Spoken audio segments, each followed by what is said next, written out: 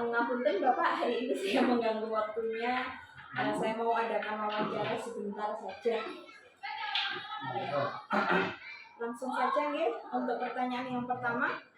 Selama ini bagaimana Anda dapat mengidentifikasi kasus-kasus yang merupakan dilema etika atau bujukan moral?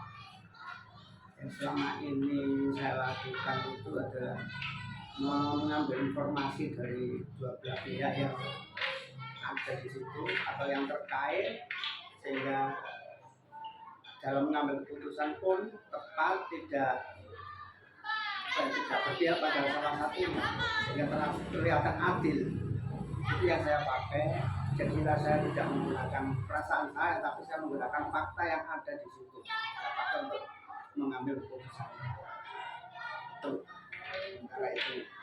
Ya, selanjutnya Bapak, yang kedua, selama ini bagaimana Anda menjalankan pengambilan keputusan di sekolah Anda, terutama untuk kasus-kasus di mana ada dua kepentingan yang sama-sama benar, sama-sama harus mengandung nilai kebajikan juga. Setiap saya mengambil keputusan itu saya musyawarahkan dulu dengan pihak-pihak terkait, utamanya pihak, misalnya kalau di sekolah ya dengan guru kita ambil keputusan itu, kemudian yang kita ambil yang utama adalah manfaatnya yang kita lihat, manfaat akhirnya seperti apa, itu nanti kita putuskan dalam musyawarah itu, sehingga semua bisa terakomodir lah apa yang menjadi harapan kita. Terus yang ketiga Bapak, langkah-langkahnya atau bagaimana prosedur supaya selama ini bisa mengambil keputusan itu dengan bijak gitu Bapak? Ya, selama ini seperti tadi saya sampaikan juga, mengambil keputusan itu pasti saya rapatkan, pasti saya ajak musyawarah semua pihak, utamanya itu pihak yang terkait di situ, itu saya ajak musyawarah bagaimana langkah-langkah berikutnya. Jadi kita berkoordinasi dengan mereka itu, kemudian kita merencanakan itu bagaimana, kemudian kita juga mengkoordinasi dengan semua pihak-pihak yang terkait di situ. Kemudian juga yaitu kita gerakkan dari masing-masing koordinator itu untuk melangkah, jangan sampai salah dalam langkahnya. Makanya kita musyawarahkan langkah ini yang kita capai, langkah ini yang kita lakukan itu. Jadi semua tahu, oh ini yang dilaksanakan. Kemudian akhirnya ya kita pantau dalam pelaksanaan itu dan kita evaluasi mana-mana yang kurang kita perbaiki, mana yang sudah baik kita lanjutkan. Dan yang keempat Bapak, hal-hal apa saja yang selama ini dianggap efektif dalam pengambilan keputusan pada kasus-kasus yang banyak sekali mengandung dilema etika Pak? Memang di sekolah itu juga banyak sekali kasus-kasus seperti itu, sehingga kita itu melangkah pun juga harus berhati-hati, yang baik bagaimana, yang efektif itu bagaimana. Untuk saya selama ini agar lebih efektif itu saya lihat dari sudut kemanusiaannya. Sudut kemanusiaan itu yang kita pilih, sehingga tidak, istilahnya kalau orang Jawa gak melarani hati nanti. Jadi semua pihak bisa menerima dan semua pihak bisa senang dengan pijakan itu. Itu sebenarnya itu. Terus yang kelima Bapak, hal-hal apa saja yang selama ini merupakan tantangan dalam pengambilan keputusan pada kasus-kasus dilema etika? Iya, ya, ini memang tantangannya bagi saya itu adalah kesulitan saya memposisikan diri saya. Saya ini berada di mana? Ini biasanya ini yang menjadi tantangan. Karena itu saya pun harus berhati-hati. Saya berdiri di sini, atau mungkin dilihat dari masing-masing pihak itu.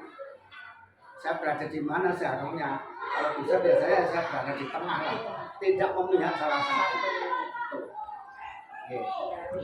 Selanjutnya Bapak, yang keenam, apakah Bapak memiliki sebuah jadwal dalam sebuah penyelesaian kasus dilema etika? Terus bagaimana menyelesaikannya, itu harus gimana, atau bentuk dan prosedurnya itu seperti apa? Biasanya kalau saya pun ya tidak mungkin saya langsung mengambil keputusan, tidak bisa. Saya tidak terbiasa seperti itu. Mesti apapun keputusan seperti yang saya sampaikan tadi, yaitu melalui musyawarah, rapat musyawarah. Jadi saya tidak akan terburu-buru untuk memutuskan untuk mengurangi dampak-dampak buruknya, dampak yang tidak baik, sehingga kebijakan yang kita ambil itu tidak merugikan dari salah satu pihak. Ya Bapak, terakhirnya sebelum berakhir saya tanyakan, apakah adakah seseorang atau faktor yang selama ini mempermudah panjenengan dalam mengambil keputusan ketika ada kasus dilema etika? Biasanya yang mempermudah itu yaitu potensi dari koordinator guru-guru saya. Masing-masing potensi itu kita lihat potensinya apa, itu akan membantu saya untuk mengambil keputusan. Jadi dengan keputusan yang kita ambil dari mereka itu akan lebih dapat memuaskan dari pihak-pihak yang terlibat di situ. Jadi bahan pertimbangan ya Pak? Iya, akan menjadi pertimbangan itu saya untuk memutuskan, mengambil keputusan. Yang terakhir Bapak, yang saya tanyakan, dari semua hal yang telah disampaikan tadi, pembelajaran apa yang dapat diambil Bapak ketika kita menghadapi dilema etika? Dari semua yang misalnya saya ambil ini akan saya pelajari hikmahnya, karena memang pengalaman adalah guru terbaik, guru berharga, guru paling berharga itu. Dan pengalaman itu kita ambil hikmahnya untuk kita terapkan di kemudian jika terjadi masalah-masalah baru, sehingga saya bisa belajar dari pengalaman itu. Saya pernah mengalami ini, dan untuk mengambil berikutnya, kalau dulu seperti ini ya kita ambil kebijakan yang ini, itu hasilnya sesuai dengan pengalaman itu tadi. Nah, sementara itu sehingga saya mohon maaf sekali jika saya menjelaskan ini kurang berkenan atau kurang puas, saya mohon maaf. Ya, itulah pengalaman saya selama ini. Terima kasih Bapak atas berbagi pengalamannya hari ini. Saya ucapkan banyak terima kasih, banyak mengganggu waktunya.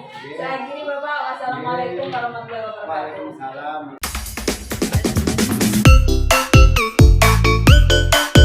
Assalamualaikum warahmatullahi wabarakatuh. Waalaikumsalam warahmatullahi wabarakatuh. Gimana Bu Nuni kabarnya hari ini? Baik-baik, Alhamdulillah. hari ini baik dan sangat luar biasa. Luar biasa. Bu Nuni, hari ini saya minta waktunya sebentar untuk melakukan beberapa pertanyaan tentang dilema etika. Iya. Langsung saja ya Bu Nuni ya. Yang pertama, selama ini bagaimana Ibu dapat mengidentifikasi kasus-kasus yang merupakan dilema etika atau bujukan moral? Bu Nani, untuk selama ini jika saya menerima informasi dari berbagai pihak yang berkaitan, saya tidak menggunakan perasaan, tapi saya menggunakan fakta dari pihak yang terkait, yang ingin mendapatkan informasi dari dua belah pihak jika itu permasalahannya menyangkut persengketaan. Iya Ibu. Terus yang kedua Ibu, selama ini bagaimana Ibu menjalankan pengambilan keputusan di sekolah Ibu? Terutama untuk kasus-kasus dua kepentingan yang sama-sama benar atau sama-sama mengandung nilai kebajikan Ibu. Selama ini dalam pengambilan keputusan saya melihat dari dua sisi yang membawa manfaat dan hasil akhir untuk SD. Gitu ya Ibu. Terus gimana Ibu langkah-langkahnya, prosedurnya seperti apa yang biasanya Ibu lakukan dalam menghadapi situasi dilema etika itu? Dalam pengambilan keputusan biasanya saya menggunakan langkah yang pertama, merencanakan kebijakan dengan cermat. Yang kedua, mengkoordinasi dengan semua koordinator. Yang ketiga, menggerakkan semua elemen dalam semua koordinator untuk melaksanakan kebijakan.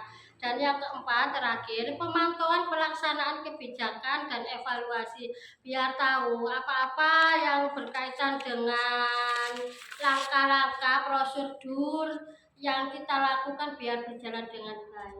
Oh, begitu ya Ibu ya.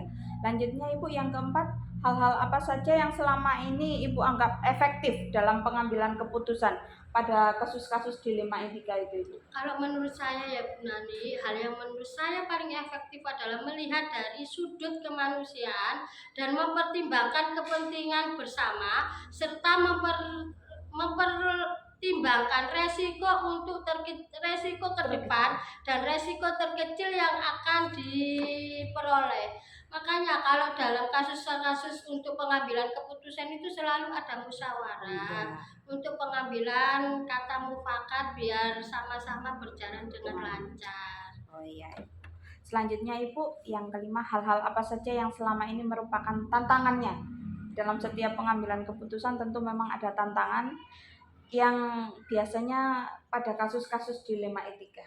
Iya, kalau saya tantangan ini dalam pengambilan keputusan itu kan setiap ada keputusan bersama itu ya memang wajib untuk dimusyawarahkan, tapi dalam ini saya lebih ke unsur kemanusiaan. Dalam mengambil keputusan saya berusaha memposisikan bila saya mengalami hal dan berada pada posisi tersebut, saya harus menyeimbangkan antara posisi saya sebagai istilahnya narasumber atau sebagai kasus yang istilahnya apa ya Bu Nani ya, untuk kasus itu biar berjalan, biar terlaksana, biar ada solusi yang terbaik. Seperti itu. Ya Ibu, lanjutnya yang keenam Ibu, apakah Ibu memiliki jadwal tertentu ketika ada kasus seperti itu, atau ada di tempat mana Ibu biasanya menyelesaikan kasus itu, atau bentuk prosedurnya itu seperti apa? Iya, terima kasih untuk pertanyaan itu ya Bu Nani. Untuk prosedur yang biasanya saya gunakan, saya menggunakan situasi yang kondusif untuk membuat kebijakan. Saya tidak bisa langsung membuat satu kebijakan. Itu saya harus melakukan istilahnya prosedur, karena dengan adanya prosedur bila ada apa-apa yang berdampak kurang baik, jangan sampai di kebijakan itu melukai atau merugikan yang melaksanakan kegiatan atau urgensi dalam permasalahan tersebut. Biar apa ya Bu Nani, kita sebagai pendidik, apa-apa yang sebelumnya kita rencanakan itu juga biar berjalan dengan sesuai dengan aturan yang ada. Iya Ibu. Lanjutnya Ibu, adakah seseorang atau faktor-faktor yang selama ini mempermudah Ibu dalam pengambilan keputusan di dilema etika? Terima kasih Bu Nani untuk faktor-faktor dalam mempermudah membantu pengambilan keputusan. Biasanya potensi setiap guru koordinator, karena saya tidak bisa berjalan sendiri ya, harus ada setiap koordinator di bidang masing-masing. Setiap koordinator itu nanti mengemukakan pendapat dan pandangannya untuk menentukan kebijakan yang akan diambil. Seperti itu Bu Nani. Lanjut Ibu, dan terakhir yang saya tanyakan, dari semua yang telah disampaikan, pembelajaran apa yang dapat kita petik dari pengalaman pengambilan keputusan dilema etika? Dalam setiap kebijakan ini, kalau saya ngajar di SDN Pohon Agung, mempunyai kebijakan yang saya ambil, akan ada hikmah dan pembelajaran yang bisa diambil, karena pengalaman itu adalah guru yang berharga dan hal yang membuat saya terasa dalam menghadapi masalah dalam mengambilkan keputusan. Karena kalau tidak seperti itu Bu Nani, kadang kita untuk mengambil keputusan itu hanya sepihak, itu nanti takutnya merugikan orang lain. Makanya sebelum pengambilan keputusan kita itu harus istilahnya bermusyawarah dengan berbagai pihak biar kegiatan atau apa yang mau kita lakukan berjalan lancar tanpa ada halangan sekecil apapun. Kalau menurut saya seperti itu Bu Nani. Mungkin setiap anggapan Bapak Ibu guru yang lain berbeda, saya mohon maaf. Iya, terima kasih Ibu Nuni atas waktunya, sudah mau berbincang-bincang dengan saya dan menjadi pembelajaran untuk hari ini. Sudah Ibu, cukup sekian. Wassalamualaikum warahmatullahi wabarakatuh. Waalaikumsalam.